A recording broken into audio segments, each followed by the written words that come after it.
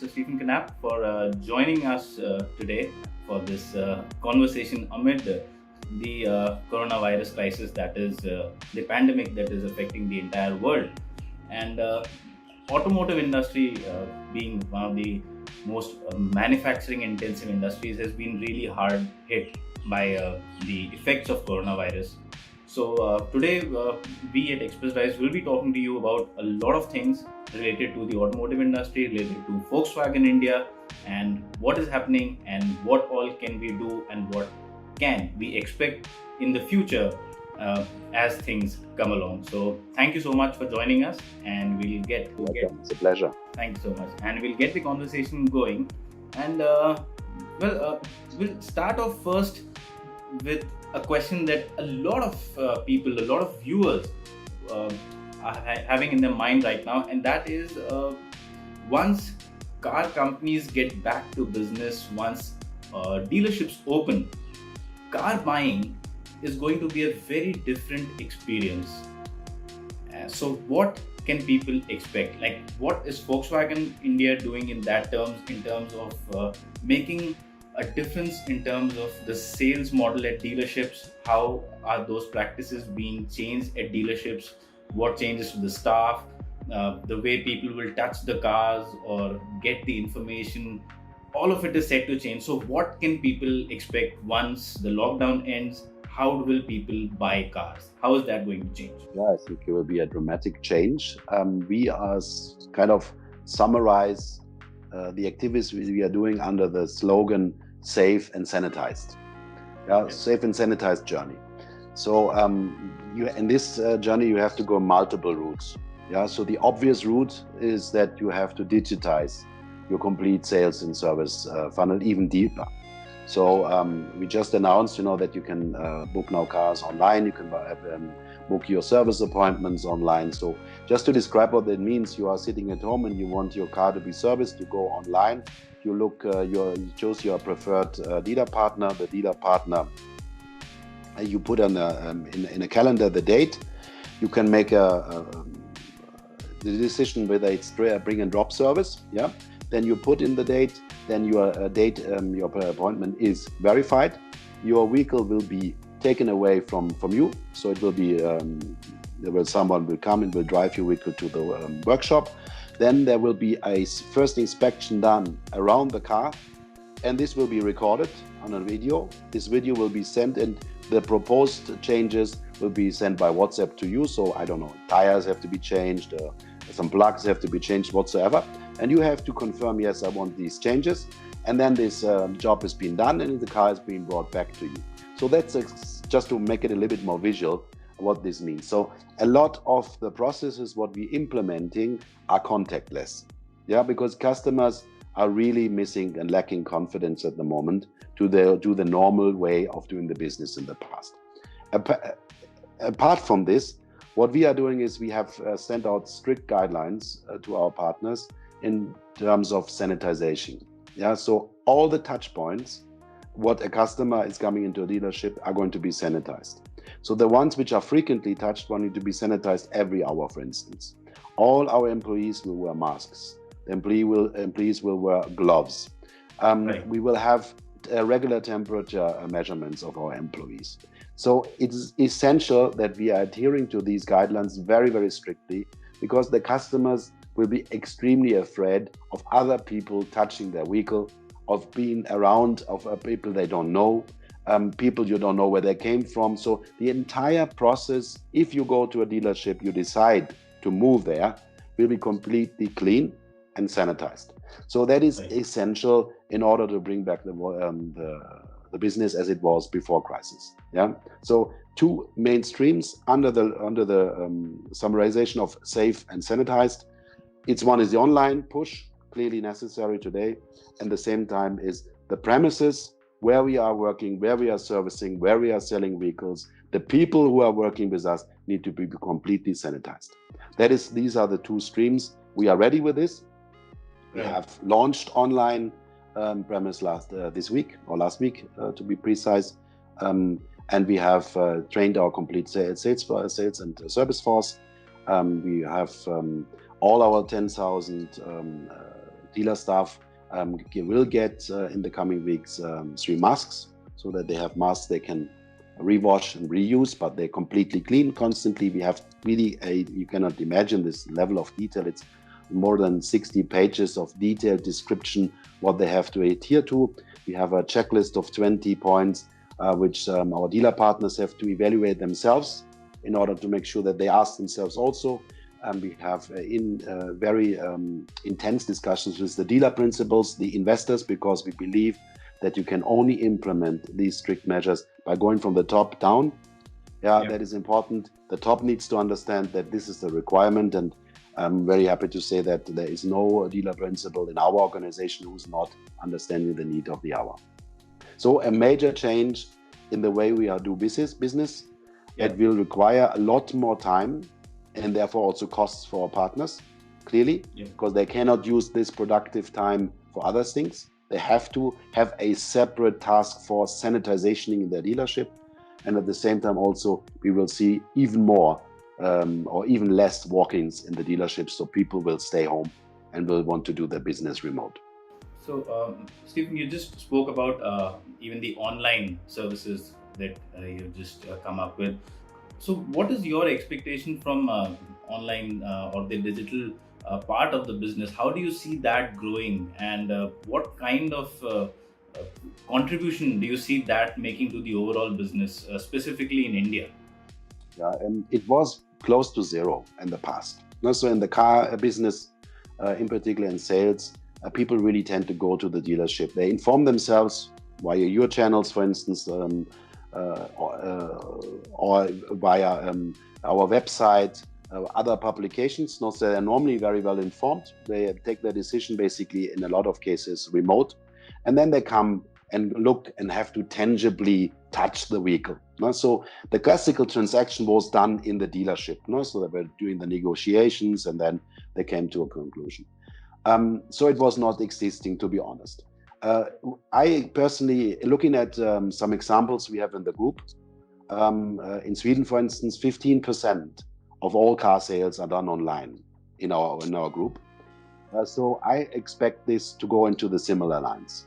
So we will go around 15%, in particular in the beginning, when COVID-19 is still very visual for everybody. People are scared, and there we will see that a lot of business will be done there, and I think it will be around 15% in the upcoming years. It's actually what we all expected in the past already. We always said, online sales, we buy our books online, we are ordering our food online. And why is it not happening in this level in the car industry? This will now get a major push, and we will see this grow as a growing channel.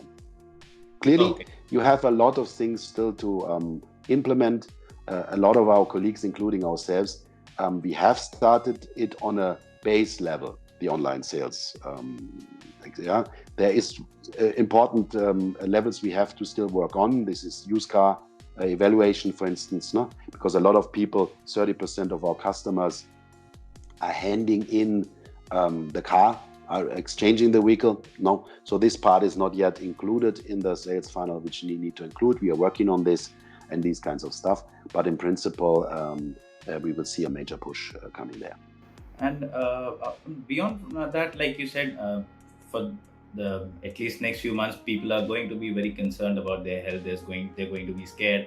So, do you also see that as an opportunity wherein people will want to buy more personal vehicles? So do you see that as a catalyst for increased car sales in the coming time? Because probably, if I look, I would not want to take a cab that is ferrying 40 or 20 different people in a day, so, or take public transport. So do you see that as an opportunity for you? Yeah, definitely. That's a huge opportunity. Definitely also, again, given the experience we have in China, individual mobility is growing tremendously to the extent that we have more traffic jams again in the cities there, because people tend to use their own vehicles and they are looking out for accessible individual mobility. So I think in India, we will see a major push in used car, because this is, let's say, a price level which people also at the moment, they are scared about their financials. Yeah, so scared about their salary, their jobs, and so on. And I think they will rather look for accessible individual mobility. So I think there is a chance for our colleagues from two-wheelers that a lot of people are going to jump on their two-wheelers again. And we will see also in the car in a growth, in particular from my point of view, in accessible mobility, be it like Polo, for instance, a little more the small car category, and Right. in particular used car, where we believe as Volkswagen, anyhow, we had been working before extensively, starting with this year in this particular work stream. We will see this growing tremendously, and that's Okay. it's not a miracle. Analytics is exactly what we see in China. It's exactly the same pattern. You have three trends. You mentioned it already. It's the need for sanitization, a clean process. You will see the online space growing tremendously, and we see individual mobility coming back. The need for, let's say, a safe journey is something which customers definitely have in mind at the moment. So used car is the segment where you see most of this growth going to initially. Yes. Or accessible solutions like leasing solutions, like residual value financing models, where you can either reduce the necessity to purchase, you rather use, yeah, but safe using, or you go into models where you have small monthly installments. Yeah, because people will really tend to make sure that there's not a big hit on their monthly available budget. Yeah. Yeah. So I don't know, you know this concept, most likely the Volkswagen Secure concept, where we are basically guaranteeing a certain residual value after 3 years. And with this model, we are able to reduce the monthly installment by more than 30%. And that is interesting for customers because their outflow of liquidity is not that big. Yeah. So these kinds of model we will see also in new car space going forward. There's a lot of financing offers, I think, is important. Attractive financing offers are important because customers will be cautious about their investments, clearly, in such an environment which we are seeing right now. And Stephen, you just talked about like attractive financing offers and a lot of other things. So a lot of people also have this thing in this question in mind that once car makers get back to selling cars, given the fact that the last 2 months have been really bad, can they expect some really great offers in terms of like discounts, or not just finance but flat discounts off the price? That's something that we are being asked a lot by our readers regularly, that do you expect car makers to come out and go like all out with discounts to ensure they sell fast? Do you see that happening? I personally don't believe that, because you have to, what you will see, let's start with this. You will see interesting offers. You will see value of us, of the industry, that's for sure. But I think also you don't have to forget our industry has been hit hard. Yeah, and we have nothing to give for free. Yeah, because at the end of the day, we have also to safeguard our companies. Yeah, and if we are now going all bananas with discount levels and so on, I think this would be the wrong signal. It's also financially not viable for us. And I can only say for Volkswagen, we will not do this. Yeah, so Volkswagen is clearly determined on residual value. We are a reliable brand, and this we always want to be. And if you go bananas with discounts, that's not good for the cars, for the residual value of the products. Right. What we will definitely do, we will offer a very interesting value proposition, be it via financial solutions, be it via good cars at good value. And we will offer obviously a very safe journey in not only in the handling of the process like we described before, but also in the used car arena.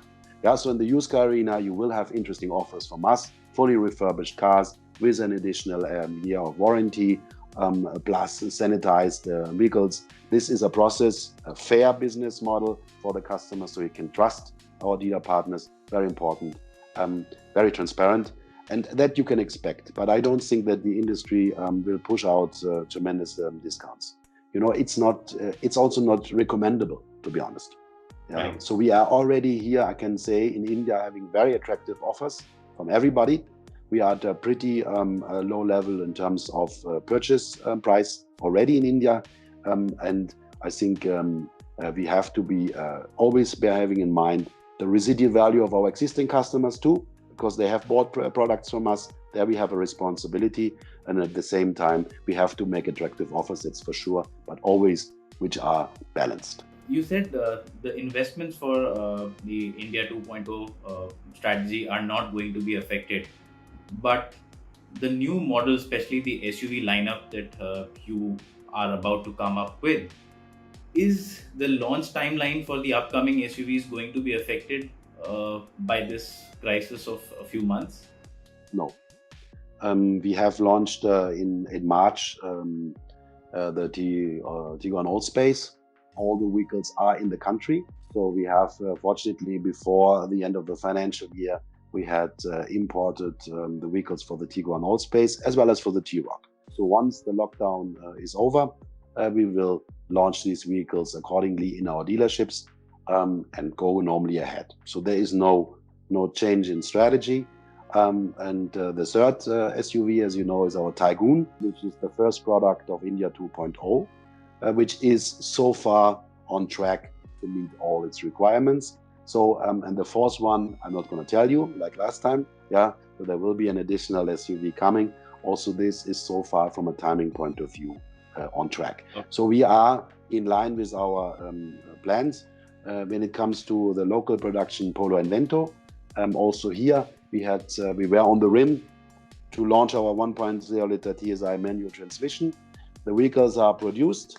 They are also standing in Pune, so we can hold them the moment we have allowance from the government to dispatch vehicles. This is also on track, and we will soon give you the opportunity to drive our fantastic 1.0 liter TSI, which is really a major step again for us in terms of our Volkswagen TSI solution.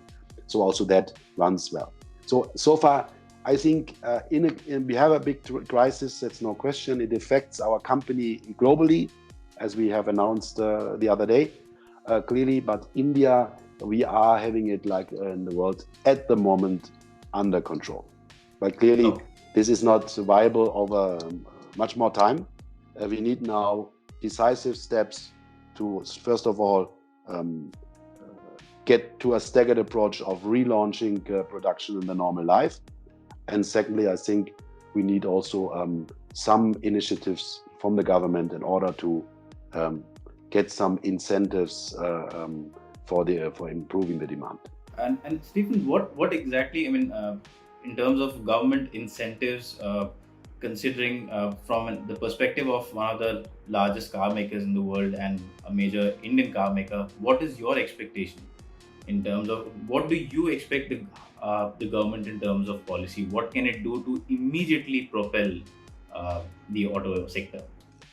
Well, first of all, to be clear, I'm a big supporter, and for my profession, I'm an economist, of a free economy. And a free economy means that we as players in the market have to provide interesting offers to our customers. That's clear. Yeah.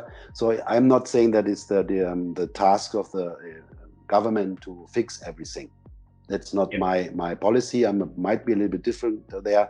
First of all, I should look at myself. What can I do to be attractive for customers? What do I have to change in terms of my processes to be attractive for our customers? So that's the one side. I think a government has two objectives. First of all, they have to make sure that the complete, let's say, framework of doing business has to be stable. Yeah. So there needs to be clear stability, a clear framework, very easy to understand, so that we can plan, because in our business, our investments are always long-term, and they're huge investments. We are not talking about, I don't know, investing in a table. We are talking about in a high technology product with a lot of features, with a lot of investment required. So therefore, the long-term perspective is extremely important. Yeah, and a clear framework, be it legal, be it in the tax area, and so on. So that is my first, not expectation. I'm not here to expect something from the government. I'm far away from that.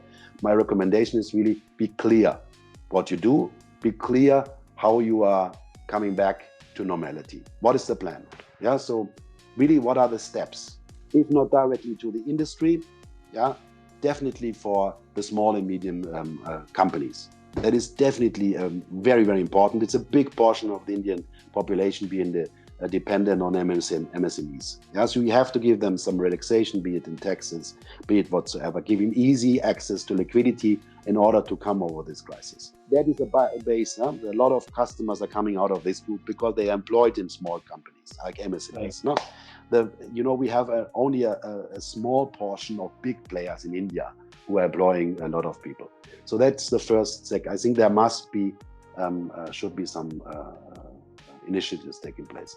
Then thirdly, I think if I look at the importance of the auto industry in India, it's around 7% of the gross domestic product. And also the high proportion of exports, which are bringing money into the country, yeah, and also the future potential of the automotive industry for India in terms of technology transfer, I think you could think about some incentives for customers. Yeah. You know, the CM, our association, as well as the father, has written multiple letters to the government and proposed multiple ideas. A scrappage program could be something which is helping, which is not only helping us as industry, as an incentive, is also helping the environment. You get the old clunkers out of the roads, you get new cars with new latest technologies in the road, and at the same time the government is also earning the GST on those vehicles. So that's an interesting proposition. I always believe it should be a win-win situation. So these are the three elements what are for me required. For me, it's really required to announce a clear plan, Right. not to change it frequently, have a plan, announce that people have kind of a visibility, make it on time, so that people see, aha, in 2 weeks' time. Because to build up a supply chain, to get the people back from their home villages into the factories, it's not an easy thing. In terms of like how do you see the sales and the growth turning out to be at the end of the year? Well, definitely it will be no growth, yeah. Yeah. But also here, everything depends on the speed you can pick up again. Yeah, Okay. so it's honestly, we do a lot of scenarios. Yes.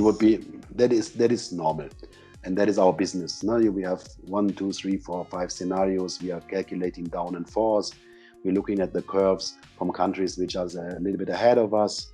How long did they take them to resume business? So, for instance, in China, 6 weeks after the lockdown opened, they were back to 90% of their pre-COVID-19 workshop business.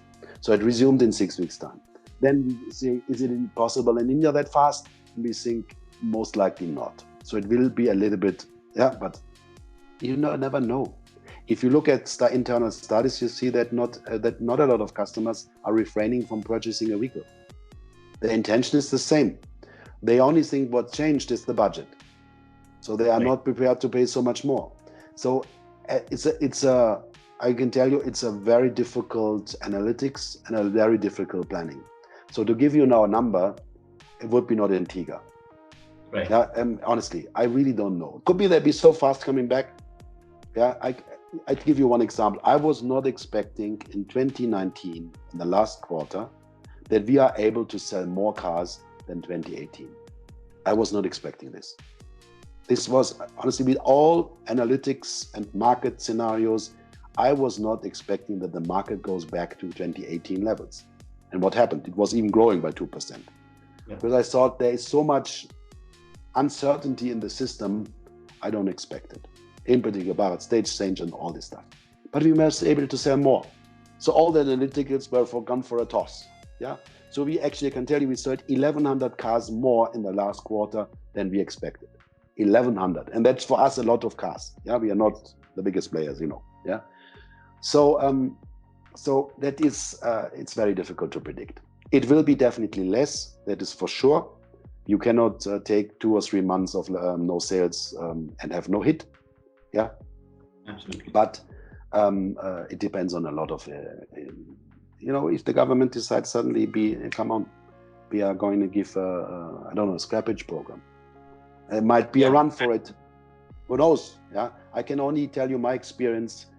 And in Germany in 2008, when the big crisis because of Lehman Brothers was hitting the market, the German government decided to give an incentive of 2,000 euros if you scrap your car and you take a new car. Yeah? Yep. And you cannot imagine, it was record sales. The Germans are a little bit strange. For them, if the government gives something for free, I have to take it. Yeah. So Germans are specialists in saving tax. For them, all is necessary. I won't want to be paying tax. They focus a lot on this. There are a lot of software programs and stuff. So the effect was that we had a better year than 2007. To the extent that 2009 was bad because everybody has pulled ahead his sales.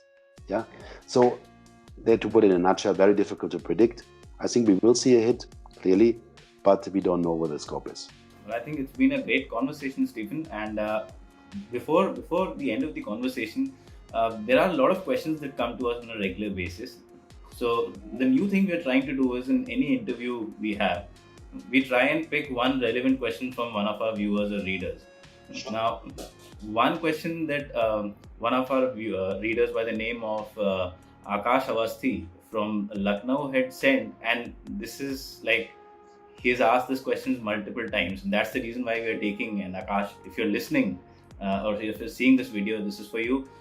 He is very much he's like fantasized about the new Polo, and he wants to know that after all this happening, the COVID-19 crisis, could it be a case wherein, because a lot of companies, he thinks that a lot of companies could launch new cars to increase sales. So can I expect the new Polo anytime soon? I know what your answer would be, but then again, this is a pure question. So No, it's a very valid question, and I'm happy that he likes the new Polo. Actually, we launched the new Polo in 2019. Yeah, so we had done, I think, very nice changes to the exterior of the vehicle. So with the more GTI-like style, no? So it's a new Polo. We have done interior changes to the vehicle, and now we are launching a new engine with it together. No, so an engine which is lighter, consumes less, has more horsepower, has a nicer torque in the development, and the first time we're offering this engine with a 6-speed manual transmission. And on top of it, we are moving it downwards the series lineup. That means you don't have to buy the GT TSI to experience the Volkswagen Perfect Petrol Solution TSI. It's going to be also available on the Highline series.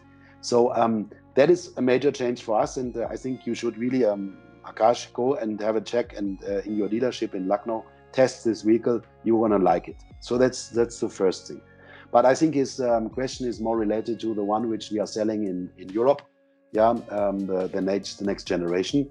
And there also Akash can help me, because what I'm doing, and every day I'm putting a candle on my table, yeah, and I light this candle, and I ask everybody to join me there. Please, government, change the bloody sub 4 meter category standard, yeah, because that requires me from engineering. Yeah, because what is happening is the vehicle, unfortunately or fortunately, I don't know, it's 4.05 meters long. So it's not fitting into the sub 4 meter category, and that means there's a substantial tax advantage missing. So what we need to do is we need to do engineering efforts to reduce this car to the required sub 4 meter category.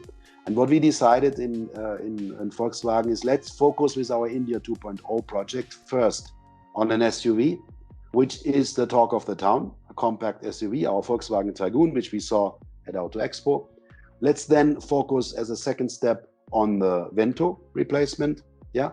So these are the two products which we are currently having developed and being launched. And then the next level comes. So in the short term, we will not see the new Polo coming into the country, because we have to first adjust our activities. Yeah.